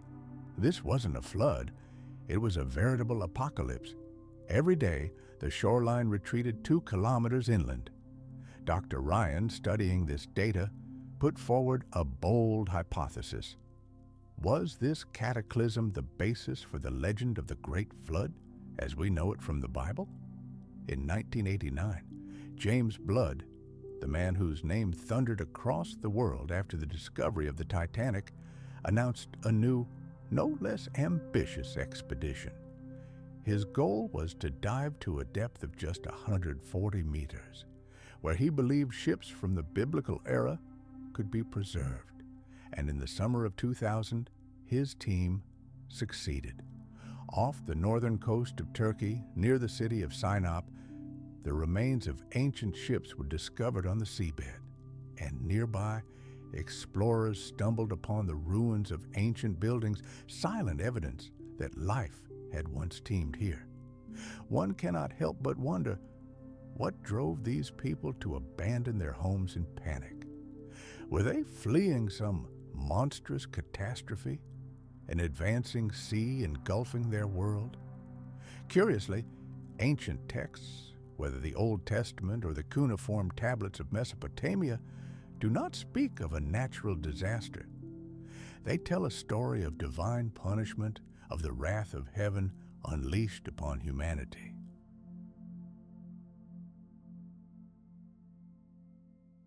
Moreover, these sources describe the flood not as a localized event, but as a global catastrophe, without specifying a specific location. Perhaps the true cause of this global cataclysm truly was of extraterrestrial origin. More than 300 flood legends are scattered throughout the world, and each one shares common features: a great flood and a chosen one of the gods destined to survive. Inscriptions on the walls of the ancient Egyptian temple at Edfu tell of 7 wise men. They came from a small island that was wiped off the face of the earth by this cataclysm. The texts directly point to their homeland, the island of the first men. After a devastating flood, when most of the inhabitants of their world perished, the few survivors found a new home in Egypt, becoming the legendary divine builders of prehistory. Have you ever wondered how accurately the biblical story of Noah reflects real events? Or does it conceal something far more mysterious? A story that could revolutionize our understanding of the dawn of human civilization? For centuries, the figure of Hermes was inextricably linked with legends about the construction of the Great Pyramid of Giza. He was called by many names: Hermes Trismegistus, meaning thrice great, and even majestic lady. He was identified with the sage Idris and the biblical patriarch Enoch. He was often depicted with the head of an ibis, a bird sacred to the Egyptians, emphasizing his special status.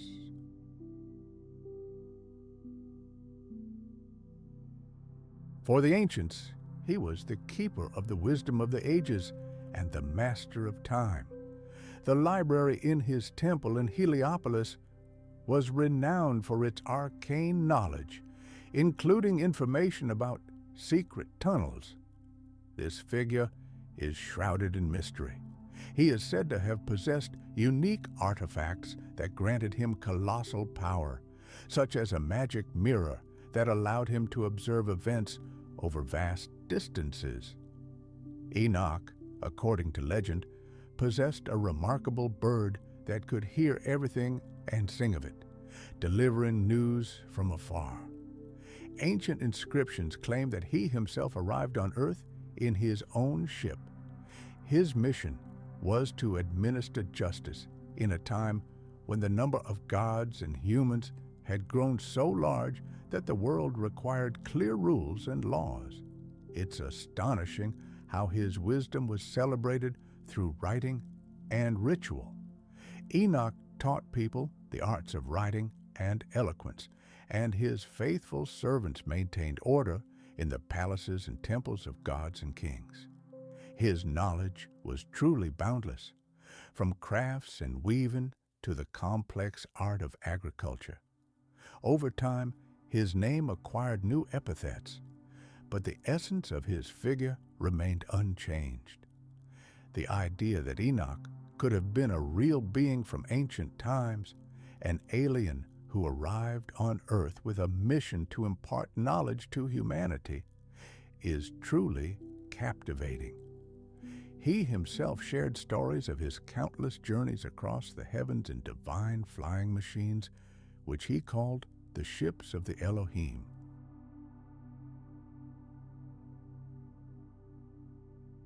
Could such a thing have truly happened? Everyone can draw their own conclusions. An ancient Egyptian prophecy paints a grim picture of the future. A day will come when the Egyptians will call upon their gods in vain, and all their prayers will go unanswered. The gods will abandon Egypt. They will ascend back to the heavens, leaving their country an orphan, deprived of divine protection. Soon, foreigners will come to these lands, seize power, and forbid the Egyptians from practicing their ancient rites. Those who dare secretly follow the traditions of their ancestors will face severe punishment. Thus, the once most pious country in the world will change beyond recognition. Temples will be replaced by tombs, and the gods will be replaced by dead bodies. The country will be devastated not only by the departure of the gods, but also by the hands of the Egyptians themselves. Interestingly, the ancient name of the Egyptian sky goddess, Nemecht, translates as Great Tide. This is another reminder of the watery catastrophes, legends of which permeate Egyptian culture, from the Harris Papyrus to the inscriptions at the Temple of Edfu. One such myth, dating from the 20th century BC, was translated by Professor Alan Gardner in 1932. It tells of a monstrous tide, but its story differs greatly from both the Old Testament and the Epic of Gilgamesh. This myth introduces its own Egyptian Noah, Utnapishtim, chosen by the gods to save humanity and resettle it in the lands of Egypt.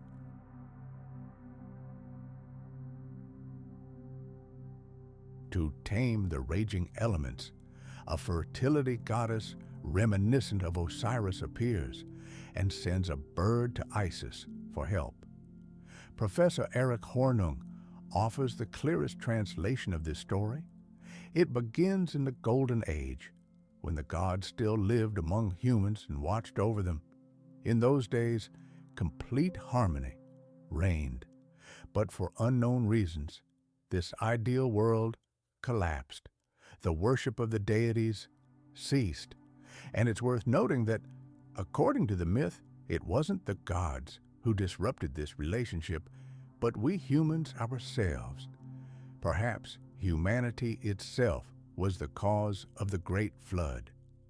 Another myth, the myth of the god Horus, tells of a great rebellion that occurred 18,000 years ago.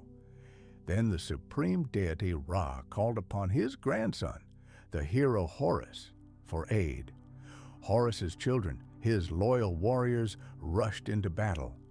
Horus achieved a crushing victory over the rebellious gods and their human allies, extending his power from Nubia in the south to the northern coast. To transport his armies, he used an incredible flying machine, resembling a gigantic winged sun. From his heights, Horus, like a huge predatory bee, swooped down upon his enemies and unleashed his furious weapons, which deprived them of their sight. At the great council of the gods, a fateful decision was made. Horus was permitted to use men against other men. What were the consequences of this for the future?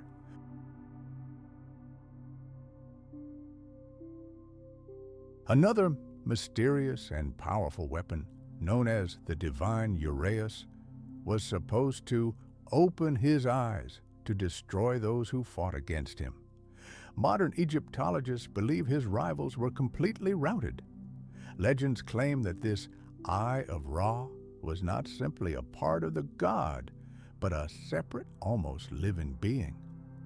Remarkably, Sumerian mythology also contains tales of a certain voice used to carry out commands, whether to destroy enemies or to search for something.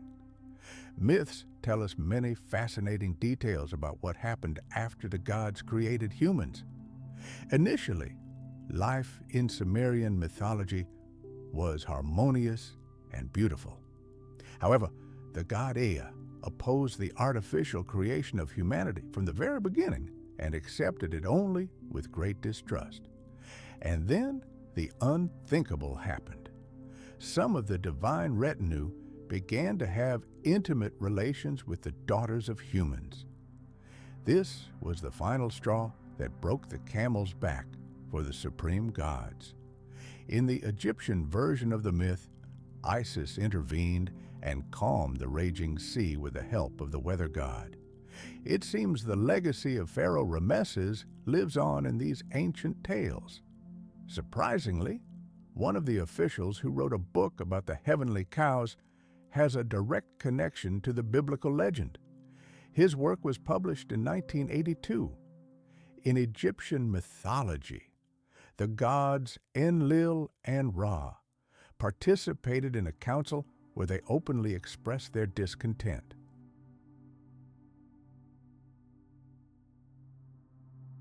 They complained that the country was overpopulated and that people were multiplying like wild bulls. The noise of humanity angered the gods. Hearing their murmurings, Enlil addressed the great gods. "I can no longer bear this noise of people, their endless cries," he declared indignantly. This astonishing coincidence directly echoes the history of the Sumerian civilization and their gods, the Anunnaki. But even before the Great Flood, other plagues befell humanity. Contagious diseases brought suffering and fever. In despair, people prayed to the god Ea, who can be identified with the Egyptian Ra. "O Lord, humanity groans," they cried. "The wrath of the gods is destroying our country, but you, our Creator, can put an end to this torment." The god Ra initially rejected his brother's destructive plan against humanity, which led to a whole chain of events. However, this only intensified Enlil's rage, who once again convinced the great gods of his rightness. "The gods know no bounds. There are too many of them," he proclaimed, unveiling his new, even more insidious plan. In those distant times, Enki, or Ea, used his mighty powers to destroy humanity through deception and starvation. This lasted for 7 whole years.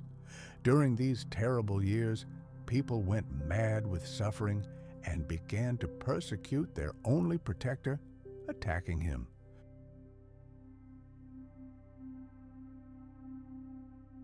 Despite all the torment, the god Ra soon realized the futility of resistance and the powerlessness of people in the face of the will of the other gods. Imagine an ancient world where even one of the gods, the rebellious Ea, challenged the heavenly rulers and called on humanity to rebel against its creators. What would await us if we found ourselves in those ancient times? Clay tablets from Mesopotamia, inscribed with cuneiform, hold astronomical clues to the date of the Great Flood. Unlike Egyptian legends, they point to an era millennia removed from our own, when the constellation Leo observed the rising waters of the world. This strikingly coincides with what modern science tells us about the end of the last ice age, a time of colossal melting of the glaciers. When the waters finally receded, they left behind a devastated world. Most of humanity was wiped off the face of the earth, and with them, the written records of that era disappeared. The few survivors were thrown back into the harsh reality of a primitive existence, full of deadly dangers and savage customs. In a desperate struggle for survival, they turned to hunters and gatherers. More than 2,500 years ago, one of the most brutal experiments ever conducted was conducted in ancient Egypt. It revealed a terrible truth. Children raised in complete isolation turn into feral creatures, incapable of mastering speech without human contact.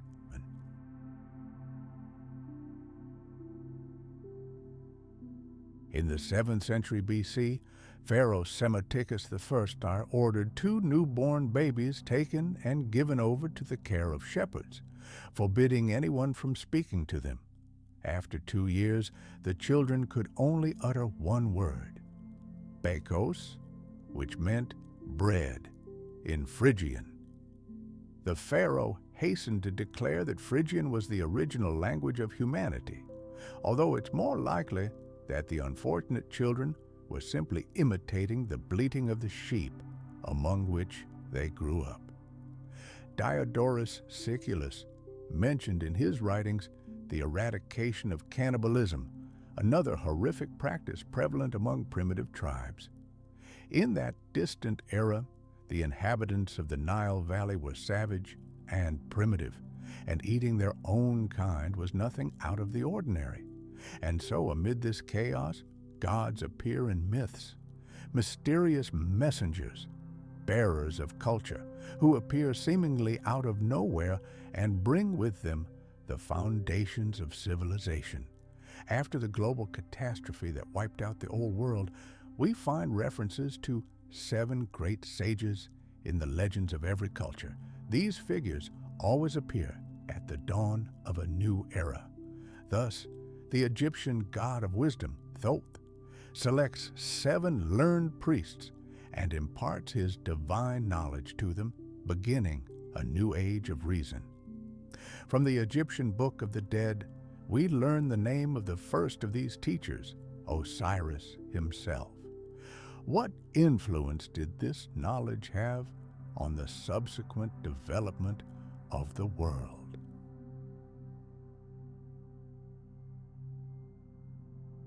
The names of the remaining 6 sages, curiously, are closely associated with fish, harking back to the culture of the African Dogon tribe.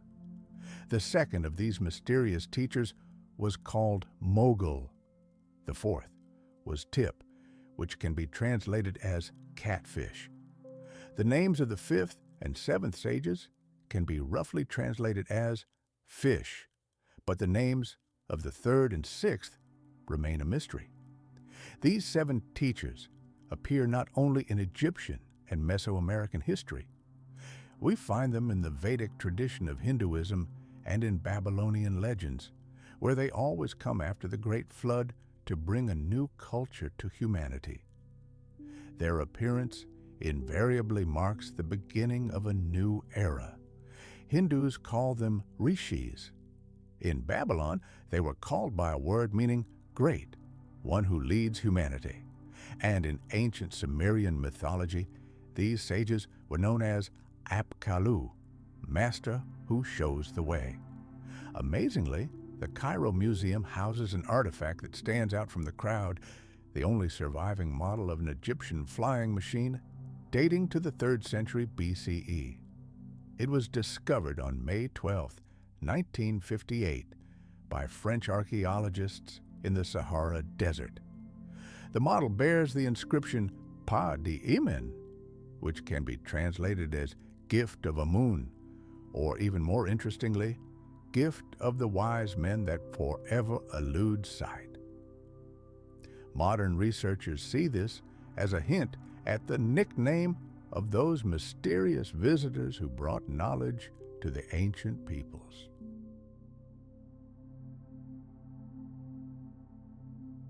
But another interpretation, Lord of the Large Flat Shell, opens up entirely new horizons for reflection. Chapters 170 and 29 of the Egyptian Book of the Dead contain descriptions of flying ships eerily reminiscent of modern UFO stories. For example, the supreme god Ra travels across the sky within the egg of Rahu, a celestial shell. But ancient Egypt holds another mystery. This is the word Sekhem, which symbolizes power and, some believe, the ability to observe the stars. In ancient texts, the stars were described as beings standing between gods and humans, while the Sekhem is repeatedly mentioned as a separate entity equal in power to the gods. The purpose of this staff-like object remains a mystery to Egyptologists. Some consider it the key to cosmic observations, anticipating Galileo's discoveries. Others see it as an ordinary scepter, ignoring the incredible power that, according to the texts, was contained within this staff. This is not just a stick, but a symbol of the power of a ruler capable of seeing the hidden essence of things. Perhaps one of the nicknames of Osiris, the great god of the heavens, is connected precisely to this aspect of his might. In his book, The Last Judgment Has Begun, Erich von Däniken puts forward a bold hypothesis.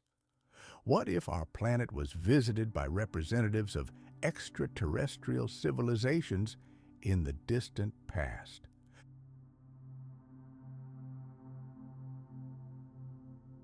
For some, this sounds like science fiction, but for others, it's an undeniable fact, pointing to the existence of something beyond our understanding. He draws a parallel with our own activities. We are already interfering with nature at the genetic level. We use selective breeding to improve plant and animal species. We cross breeds of bulls to produce hardy cows with high milk yields, and we create new varieties of oilseed crops, adapting them to changing climatic conditions. Today, we stand on the threshold of creating genetically modified vegetables. Who knows what amazing discoveries await us? What if one day we find a way to create a human being capable of living not just decades, but hundreds of years? What if hybrid creatures emerge, creatures unlike anything alive today? Ancient people spoke of such beings with awe and fear. The horror of these divine creations was immense. Over time, these terrifying monsters of antiquity left the world of the living and entered the pages of myths and legends. They became part of stories of distant times when the gods themselves created hybrids.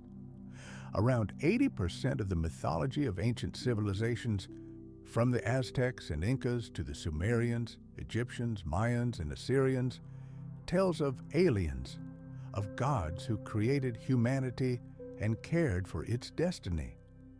All these peoples were united by a belief in cycles of the world's existence, each ending in a devastating cataclysm.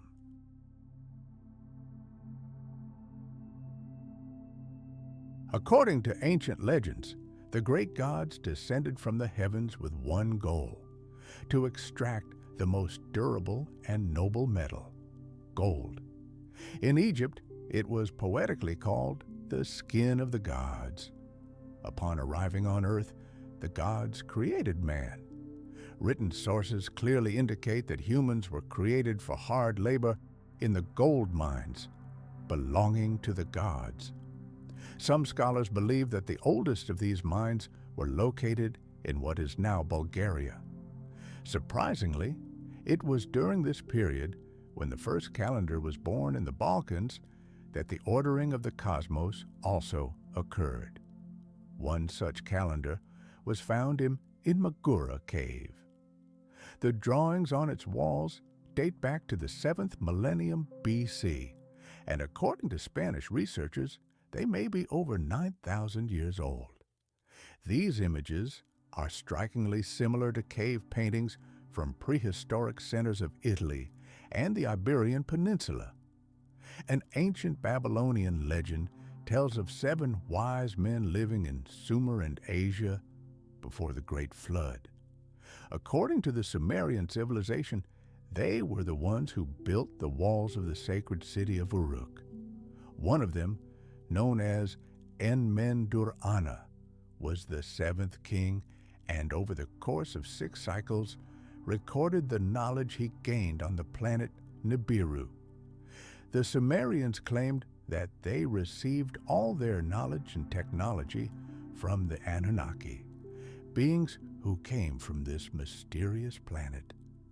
In the apocryphal Book of Enoch, this king is mentioned under the name Uriel.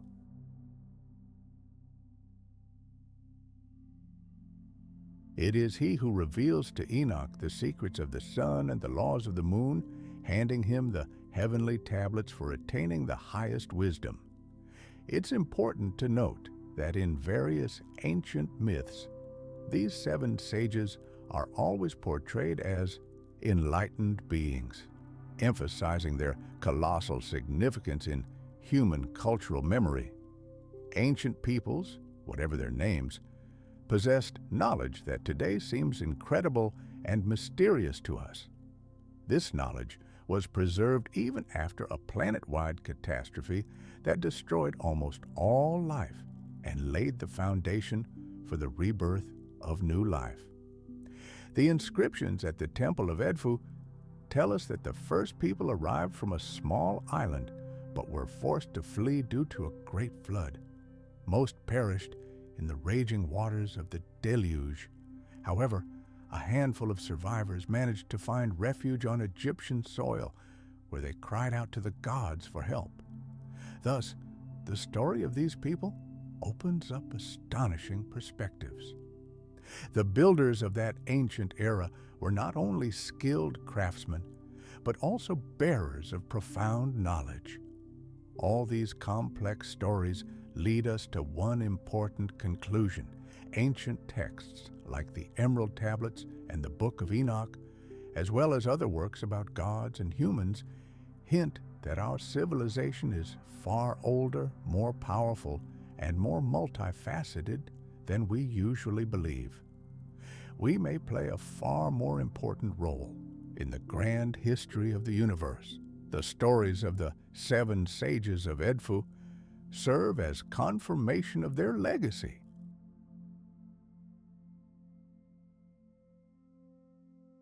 They are evidence that they managed to preserve their knowledge in one form or another, although we cannot be completely sure of this. The ancient world still holds its secrets, and we can only continue to search to one day get closer to the answer.